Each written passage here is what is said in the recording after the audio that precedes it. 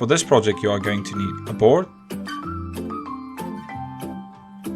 some motherboard screws, black DC fix, cable ties, screwdriver with some drill bits, side cutter, some old fans,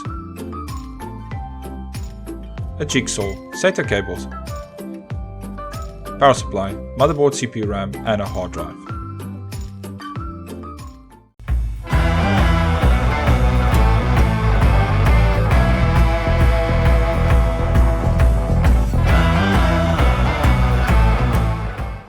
Hey guys, welcome back to another episode with me, Budget Gaming HD, and in today's episode I'll be showing you how to make your very own mobile test bench, like this one.